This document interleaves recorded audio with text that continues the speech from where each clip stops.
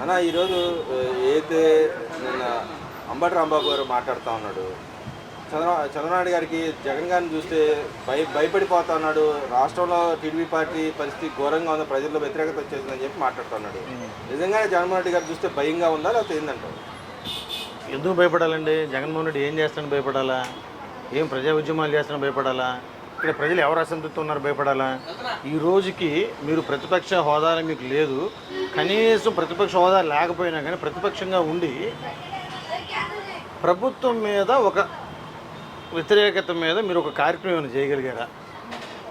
ఏమన్నా మీ నాయకులు కానీ జగన్మోహన్ రెడ్డి కానీ రోడ్డు మీదకి వచ్చి ఒక ఉద్యమం చేయగలిగారా? ఎందుకు చేయలేకపోతున్నారు మీరు? కాబట్టి ఇక్కడ అసంతృప్తి లేదు. మీరు ఉద్యమాలు చేయడానికి కానీ లేదా ప్రజా వ్యతిరేకత సమస్యలను జనాల్లోకి తీసుకుని మీకు అసలు అవకాశం ఇవ్వట్లేదు. వాళ్ళు దేనికి భయపడాలి? అంటే ఆయన ప్రెస్ మీట్ పెట్టి అడిగాడికి కూడా సమాధానం చెప్పలేదు, భయపడిపోతా ఉన్నాడు చంద్రబాబు నాయుడు, బీపీ వచ్చేస్తుంది ఆయనకి. ఎవరికి బీపీ వస్తుంది? బెంగళూరు నుంచి నెలకోసారి వచ్చి ఒక గంట సేపు ప్రెస్ మీట్ పెట్టి మీరు అబాస్పాలు అయిపోతున్నారు. పోయిన నెల అంతకుముందు ఇప్పుడు మావిగానని చెప్పారు, అబాస్పాలు అయిపోయారు. నేను చూస్తేనేమో మా తాతని చంపారు, మా బాబాయిని చంపారు, మా నాన్న చంపారు, వీళ్ళు ముగ్గురు చచ్చిపోయినప్పుడు వాళ్ళే ఉన్నారు అని చెప్పి మీరే బయట పెట్టుకునే విషయాన్ని మీ తాత హిస్టరీని మీ నాన్న హిస్టరీని వాళ్ళు ఇతరులకు బయట పెట్టేది. ఇంకా ఇప్పుడు లేటెస్ట్ జనరేషన్ యంగ్ జనరేషన్ కూడా తెలియని విషయాలను కూడా మీరు వాళ్ళ చేతి తెలియజెప్పించుకునే విధంగా మీరు అబాస్పాలు అయిపోయారు. అంతకుమించి ఎందుకు భయపడాలా? అంటే గతంలో ఉన్న సెంటిమెంట్ మళ్ళీ పనిచేస్తాను ఈ విధంగా అనుకోవచ్చు అంటారా, లేకపోతే ఏదో రకం బురదజాలాలు కాబట్టి జల్లాడు? అది బురద జల్లడం ఏ రకంగా సెంటిమెంట్ ఫలించిందండి? తెలియని విషయాలు ఆ టైంలో తెలియని భావోద్వేగాల సమయంలో పనిచేసినావు. కానీ ఇప్పుడు ఒక ఎగ్జాంపుల్ తీసుకుందాం, రాజశేఖర రెడ్డి గారి మర్డర్ విషయం తీసుకుందాం. అదే ప్రమాదం, అది ఈయన మర్డర్ అన్నాడు కానీ అది ప్రమాద సంఘటన చూసుకుందాం. ఆయన చెప్పింది ఏంటి ఆనాడు, ఆ రోజు వాళ్ళ నాన్నగారు చనిపోయిన సమయంలో చెప్పింది ఏంటంటే ఈ యొక్క మా నాన్నగారి యొక్క ప్రమాదం మీద రిలయన్స్ వాడి హస్తం ఉంది అని ఒక రూమర్ లేపాడు. అప్పుడు ఆ బంకులు పగలు కొట్టడం, వాళ్ళ షాపులు చేశారు. తర్వాత మళ్ళీ అదే జగన్మోహన్ రెడ్డి ముఖేష్ అంబానీని వాళ్ళ అబ్బాయిని పిలిచి సాధారణంగా ఆహ్వానించి వాళ్ళ ఇంట్లో ట్రీట్ ఇచ్చి వాళ్ళు చెప్పిన వ్యక్తికి వైసీపీ పార్టీ తరఫున ఈ రాష్ట్రం నుంచి రాజ్యసభ సీట్ ఇవ్వడం ఎంతవరకు కరెక్ట్ అంటారు? ఆయన చెప్పింది ముందుది కరెక్టా లేదా వెనక చేసింది కరెక్టా? ఇక తర్వాత రాజారెడ్డి గారి విషయం తీసుకుందాం. రాజారెడ్డి గారి మర్డర్ కేసులో సతీష్ రెడ్డి ఇప్పుడు ఎక్కడున్నాడండి? మీ పార్టీలో నీ పక్కన నిలబడి ఉన్నాడు. ఏది కరెక్ట్ అంటారు చెప్పండి? ఆ రెండు విషయాలు మనం ఆలోచించండి. ఇక తర్వాత వివేకానంద గారి హత్య కేసు, వివేకానంద రెడ్డి గారి హత్య కేసు, వివేకానంద గారు చనిపోయిన సంగతి వాళ్ళ ఇంట్లో పనిచేసేవాడికి వాచ్మెన్కి 6 గంటల తర్వాత తెలిస్తే నీకు మటుకు నీ భార్యకి నీకు 5:30కి ఎట్లా తెలిసింది? 5:30కి తెలిసిన సంగతి అజయ్ కల్లమే చెప్పాడు. తర్వాత మళ్ళీ కాదని చెప్పి అబద్ధం ఆడాడు. అయినా ఆల్రెడీ ఒకసారి నోట్ అయింది కాబట్టి సిబిఐ దగ్గర అది 5:30కి తెలిసింది. అంటే ఇక్కడ జరిగిన విషయం ఎక్కడో పులివెందులు ఇక్కడ జరిగిన సంఘటన నీకు హైదరాబాద్లో మీకెంత తొందరగా తెలిసింది? దీన్ని బట్టి ఆలోచించండి. ఈ రాష్ట్రంలో వివేకానంద రెడ్డిని ఎవరు చంపారు అన్నది వాళ్ళ పక్కన వాళ్ళ సొంత కూతురు నీకు చెల్లెలు చెప్తుంది, బాబు పలానోడు చంపాడురా బాబు అని చర్య తీసుకోలేని పరిస్థితి నీది. అంటే ఇక్కడ సెంటిమెంట్తో నమ్మేస్తారనే పిచ్చి ఆలోచన ఇంకా ఉందంటారు ఆయన. మరి మహానుభావులు ఆయన పక్కన సలహాదారులు ఎవరో కానీ వాళ్ళకి వందనాలు చెప్పాలా? వాళ్ళకి సన్మానం ఈయన అన్నాడు చూసారా, నేను బాగా చెప్తే నాకు సన్మానం చేయాలి, ఈయనగా సన్మానం చేయాల్సింది ఆ పక్కన సలహాలు ఇచ్చేవాడికి సన్మానం చేయాలి. మావిగిన సలహా ఇచ్చేవాడికి సన్మానం చేయాలా? ఈ హెచ్చరిక విషయం రేపు మనం చెప్పినోడికి సన్మానం చేయాలా? చెప్పి అనవసరంగా కెలికి అంతలో ఉన్న నిజాలను బట్టపైలు చేసి రాష్ట్రం అంతా హాట్ టాపిక్గా మారి మీ తాత బ్యాక్గ్రౌండ్ మీ నాన్న బ్యాక్గ్రౌండ్ ఏంటో ఎగ్జాంపుల్ చెప్తాను. సాక్షాత్ అసెంబ్లీలో కిరణ్ కుమార్ రెడ్డి గారు చెప్పాడు. ఏం చెప్పాడు? జగన్మోహన్ రెడ్డి పరిటాల హత్య కేసులో దాన్ని తప్పించి నేను ఎంత కష్టపడ్డాను అని చెప్పి అసెంబ్లీలో చెప్పాడు. అంటే ఇంకో మాట కూడా అంటున్నాడు, కానీ నేను సౌమ్యుడిగా ఉన్నా కాబట్టి ఈ మాత్రం వదిలేసాను లేకపోతే చంపేస్తాన విధంగా వచ్చే విధంగా మాట్లాడుతున్నాడు. ఎలా చూడుతుంటారు అలాంటివి? అసలు ఆయన సౌమ్యుడు అంటే ఎవరు? నేను చెప్పాడికి నిన్న పేర్ల మన పాఠశాల చెప్పాడికి నువ్వు ఎవరు ఎంత సౌమ్యుడు, మీ ఫాదర్ ఎంత సౌమ్యుడు, మన ఒకడు ఆరోపణ చేయడం కాదండి. సాక్షాత్ అసెంబ్లీ పి జనార్దన్ రెడ్డి గారు ఆ రోజు చెన్నారెడ్డి గారి ప్రభుత్వం పడేయడం కోసం ఈ రాష్ట్రంలో మత ఘర్షణ జరిపింది ఎవరో అని అసెంబ్లీలో మీ నాన్నగారి పేరు ప్రస్తావించి కూడా చెప్పారు ఆ రోజున. అంటే మీ పార్టీ వాళ్ళే మీరు చెప్తున్నారు, ప్రజలు చెప్పనట్లా తెలుగుదేశం పార్టీ ఆరోపణలు కదా అవి. వాళ్ళు మీ సొంత పార్టీ మీరు కాంగ్రెస్లో ఉండగా వాళ్లే మీ పైన చేసిన ఆరోపణలు, సాక్షాత్తు ఈ రాష్ట్ర ప్రజానికి అందరూ వినేట్టు చేసిన ఆరోపణలు, ఒకళ్ళు చెప్పాల్సిన విషయం కాదు. అంటే ఇప్పుడు నేను ముఖ్యమంత్రి అయితే రప్పరప్పలాడిస్తాను అన్నాడు గతంలో, మళ్ళీ ఇప్పుడు వచ్చి నేను ఏదో సౌమ్యుడిగా ఉన్నా కాబట్టి చంపకుండా వదిలేసిన లేదా చంపేస్తానే విధంగా మాట్లాడినప్పుడు ఇంకా ముఖ్యమంత్రి అయ్యే అవకాశం ఏమాత్రం ఉందంటారు? అసలు ఒక విషయం ఏంటంటే రఫా బ్యాచ్ ఏంటంటే ఎవడైనా కానీ పుట్టినరోజులు జరిపితే అన్నదానం చేస్తారు, రక్తదానం చేస్తారు, మజ్జిగ దానం చేస్తారు. వీళ్ళు మేకలు గొర్రెలు కోసేసి ఆ రక్తాన్ని దాని మీద ఆయన ఫ్లెక్సీ మీద పోసి రప్ప అంటున్నారంటే వాళ్ళు ఇప్పుడు యథా రాజా తదా ప్రజ. ఆ నాయకుడు ఎలాగ ఉంటాడో కార్యకర్తలు కూడా అలాగే ఉంటారు. బెస్ట్ ఎగ్జాంపుల్ ఇది. నారా చంద్రబాబు నాయుడు పుట్టినరోజు అయితే రక్తదాన శిబిరాలు పెడతారు. మానాడు ఎన్టీ రామారావు పుట్టినరోజు మానాడు సందర్భం అయితే ఓ పక్కన రక్తదాన శిబిరం పెడతారు, కొన్ని వేల మందికి భోజనాలు పెడతారు, వివిధ స్వచ్ఛంద సేవా కార్యక్రమాలు స్టార్ట్ చేస్తారు. కానీ ఇక్కడ హత్య రాజకీయాలు ప్రోత్సహిస్తుంది చంద్రబాబు నాయుడు అని చెప్పి పదే పదే చెబుతా ఉన్నాడు కదా. అంటే ఎంతమంది అని చెప్పాడు చంద్రబాబు నాయుడు? మీ నాన్నగారు ఎంతమంది, మీ ఫ్యామిలీ ఎంతమంది చెప్పింది, మీ తాత ఎంతమంది చెప్పాడు, మీ తాత ఏ విధంగా చనిపోయాడు? ఒక మంచం పెట్టినోడు కూడా మర్డర్ చేశారంటే ఎంత క్రూరంగా చంపారంటే వాళ్ళు అర్థం చేసుకోండి. అంటే మంచంలో ఉన్నవాడి మీద అంత పగ ఉందంటే మరి పరిస్థితి ఏంటి? ఆయన బాగున్నప్పుడు ఏం చేసి ఉంటాను అర్థం చేసుకోండి మీరు. కాబట్టి మనం చెప్పేది కాదు. నేను పార్థసారథి రెడ్డి రాష్ట్రం మొత్తం మేము చూపించాడు మీ స్టోరీని. ఎందుకు ఆయన ఒక బాధితుడు, ఆయన కత్తిపోట్లు గురించి చచ్చిపోయి వదిలేసి వెళ్ళిపోయాడు ఆయన్ని. కానీ ఈయన కూడా బాధితుడు అని చెప్పుకుంటున్నాడు కదా. ఆయన బాధితుడు కాదు, అంతకుడిని పక్కన చెప్తున్నాడు ఆయన. పార్థసారథి చెప్పి ఇప్పుడు ఒక్క విషయం సార్, ఈ మా నాన్నగారి టైంలో జరిగింది ఇది, మా బాబాయ్ జరిగింది అన్నావు. 2019, 2020 నువ్వే ముఖ్యమంత్రిగా ఉన్నావు. ఎందుకు నువ్వు మరి మీ చంద్రబాబుని అరెస్ట్ చేయలేదు వివేకానంద హత్య కేసులో? నారాసు రక్తచిత్ర పెద్ద టైటిల్ వేసావు సాక్షి పేపర్లో. ముందేమో గుండెపోటు అన్నావు, తర్వాత గొడ్డల పోటుగా మారింది. శవాన్ని కుట్లేసిన అవసరం ఏంటి? చంద్రబాబు నాయుడు మర్డర్ చేసి గొడ్డలతో తలగా పగలదిగితే మీరెందుకు కుట్లేసుకున్నారు? ప్రజలకు అర్థం కావట్లేదా? నువ్వు ప్రెస్ మీట్ పెడితే నవ్వుకోవట్లేదు జనాలు. మీ బాబాయ్ హత్య కేసుకు నువ్వు చెప్తే జనం నవ్వుకుంటున్నారండి. ఎందుకంటే ఆయన గుండెపోటు అని చెప్పింది మీరే సాక్షి టీవీలో, గొడ్డల పోటుగా మారింది మీరు. తెల్లారి చంద్రబాబు నాయుడు ఇంటికి వచ్చి చంపేస్తే ఆ శవానికి మీరెందుకు కుట్లేశారు? రక్తం మరకలు మీరెందుకు తుడిచేశారు? గోళ్ళు మీరెందుకు శుభ్రం చేశారు? వచ్చిన శవానికి పోల్ డెకరేషన్ ఎందుకు చేశారు? అంటే ఇక్కడ ఇంకో పాయింట్కి వస్తే పిల్లల గంటం కూడా తప్పు అన్నట్టుగా మాట్లాడుతూ ఉన్నారు. దాన్ని ఎలా దొరుకుతుంటారు? పిల్లల గంట తప్పు అంటే ఒక విషయం చెప్తానండి. ఒక నిమిషం.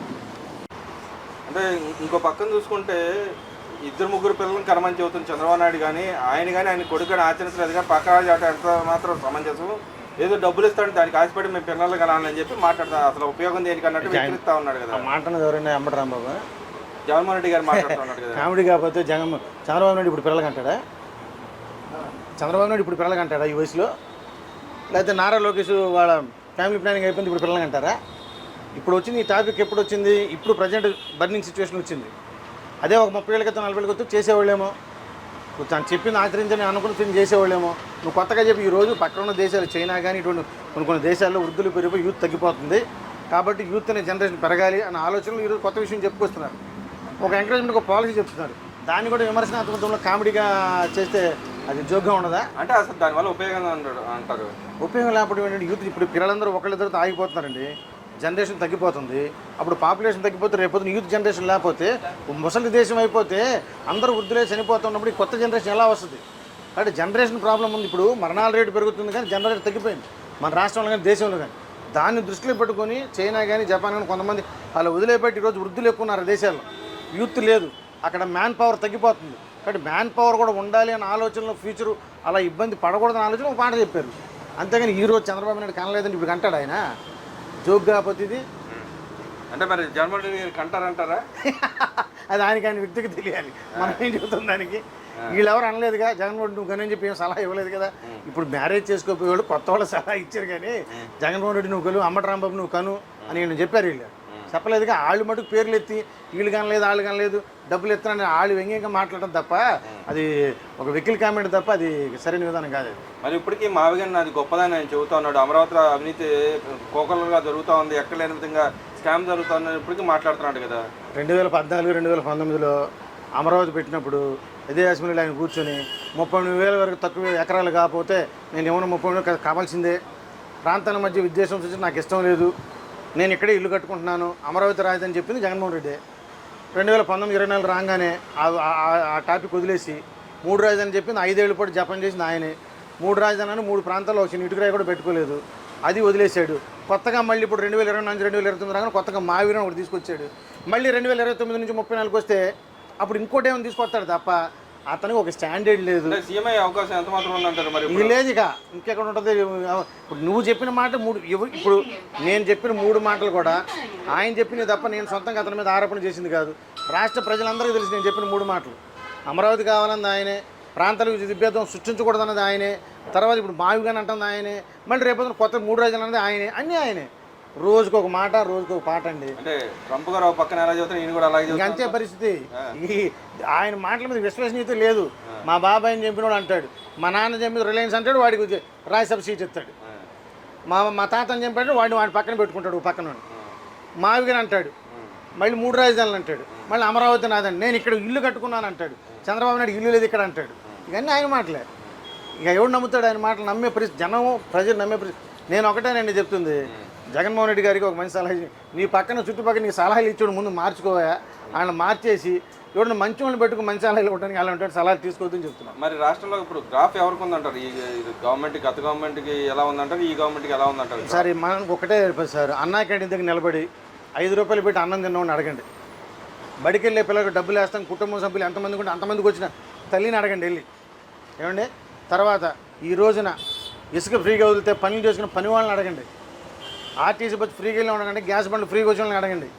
తర్వాత ఈరోజు చిన్న పరిశ్రమలు, రేపు గూగుల్లో విశాఖలో లాంచ్ అవుతున్న అందులో జాబ్ చేసే వాళ్ళని అడగండి, కాంగ్రెస్ పరిశ్రమ అడగండి, ఆర్సెలర్ మెట్రాంగ్ అందులో అడగండి, రాయల్ ఎన్ఫీల్డ్ వాళ్ళని అడగండి. ఇలాగా ప్రతి కంపెనీ వస్తుంది.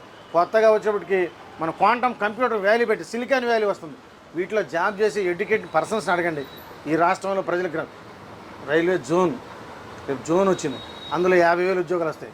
Bhogapuram airport next month opening, అందులో ఉద్యోగం చేసి చిన్న దాని ఎదురు పట్టుకున్న చిన్న బడ్డీ కొట్టుని అడగండి, బాబు ఏంటి పరిస్థితి? వాళ్ళు చెప్తారు. ఈ రాష్ట్రం ఈ కూటమి ప్రభుత్వం గ్రాఫ్ పడిపోయిందా పెరగలేదా? ఎడ్యుకేషన్ మినిస్టర్గా ఉండి ఓ గవర్నమెంట్ స్కూల్ పిల్లలు 590 వచ్చినాయి అని చెప్పి దమ్ము ధైర్యం అడ్వర్టైజ్మెంట్ ఇచ్చిన ఆ యొక్క తల్లిదండ్రులు అడగండి. నిన్నగాక మొన్న గల్లా మాధవి గుంటూరు నుంచి కొంతమంది పిల్లలు ఢిల్లీ తీసుకెళ్ళిన తన సొంత డబ్బులతో గవర్నమెంట్ స్కూల్ పిల్లల్ని, వాళ్ళ పేరెంట్స్ని అడగండి గ్రాఫ్ ఉందా లేదా అని. వీళ్ళు కూర్చొని మీ కార్యకర్తలకి, మీ నాయకులకి ప్రోత్సాహంగా ధైర్యం ఏది మేకపోతు గాంభీర్యాన్ని ప్రదర్శించుతూ మీ వాళ్ళని మీరు ఉత్సాహించి కూడా తప్పు లేదు, వాళ్ళు చెప్పడంలో తప్పు లేదు. కానీ ప్రజలకు తెలుసు. అంటే ఇంకా విద్య కానుక ఇచ్చే ఇవి కూడా ఎంత మటుకు రాలేదు, ఎత్తేసారని చెప్పి ఇప్పుడే మాట్లాడుతున్నారు. నిజంగా స్కూల్ బిగిన కాకముందే విద్యా కానుక ఇచ్చేస్తున్నాడా? గతంలో ఇచ్చేసాడు? అసలు ఆయన 5 yearsలో ఫస్ట్ ఇయర్ ఇచ్చాడా, లాస్ట్ ఇయర్ ఇచ్చాడా? 3 ఏళ్ళు ఇచ్చి 3 ఏళ్ళు ఎప్పుడు వాయిదాలు వేసి ఇచ్చాడు. పెన్షన్ పెంచుతానన్నాడు, ఒకేసారి 3,000 అతను చేశాడు. వెంటనే 250 పెంచుకుంటూ వచ్చాడు. నువ్వు మాట్లాడటానికి మీకు విశ్వసనీయత ఎక్కడ ఉందండి? నిన్నగాక మొన్న పెట్రోల్ రేట్లు పెరిగిన ధర్నాలు చేశారు. నీవు 2019, 2024 గ్రాఫ్ చూసుకొని నువ్వు కూడా ఏపీలోనే టాప్ పొజిషన్, అప్పట్లో అత్యధిక రేటు ఉంది మన రాష్ట్రంలో ఉంది. నువ్వు అదే చేసావు, వాళ్ళు అదే చేస్తున్నావు. అంటే కేంద్ర గవర్నమెంట్ మీద దమ్ము ధైర్యం ఉందంటారా చేసేది? అక్కడ ధర్నా అక్కడ చేయాలిగా. ధర్నా వెళ్ళి ఢిల్లీలో మనం అన్నది కాదు, పడాలని చెప్పింది. అది మన సోషల్ మీడియాలో వచ్చింది చూసారు లేదు? ఇక్కడ ఎవడరా ఏదైనా ఆయన లాంగ్వేజ్లో ఆయనకున్న పచ్చి భాష సంస్కృతం తెలుగులో మాట్లాడుకుంటూ ఆయన చెప్పిన భాష, అదే భాషను మీకు అన్వయించుకోండి. అక్కడికి వెళ్ళి ధర్నాలు చేయమని ఆయనే చెప్పాడు, మీరు చేయరా? మరి ఇవన్నీ ఏంటంటే ప్రజల్లో ఉండటానికి వాళ్ళకి ఒక్క విషయం లేదండి, ఒక టాపిక్ లేదండి. వాళ్ళకి లేక బాధపడుతున్నారండి. మర్చిపోయారంటారా? ప్రజలు వాళ్ళని మర్చిపోయారు, ప్రజలే వాళ్ళని మర్చిపోయారు. వీళ్ళకి సమస్యలు లేవు. ఎలుగెత్తి బయటకు వచ్చి ప్రశ్నించడానికి వీళ్ళకి సమస్యలు కనపడకే మా తాత చచ్చిపోయాడు, మా నాన్న చచ్చిపోయాడు, మా బాబాయ్ చచ్చిపోయాడు, కాసేపు మావిగనని నెక్స్ట్ మంత్ వస్తాడు. నెక్స్ట్ మంత్ కొత్త టాపిక్ తీసుకొస్తాడు. ఈ 4 రోజులు రీసెర్చ్ చేస్తారు, ఒక ల్యాబ్లో వండి వార్చి తీసుకొచ్చి అప్పచెప్తాడు. అది ఫెయిల్ అవుద్ది, వంటకం ఫెయిల్ అవుద్ది. నెక్స్ట్ ఏదో వచ్చేది కూడా వంటకం ఫెయిలే, అందులో నో డౌట్. కాబట్టి వాళ్ళు వండి వార్చేది కూడా సక్రమమైన వండి వార్చుకుంటే బాగుంటుంది మన సలహా.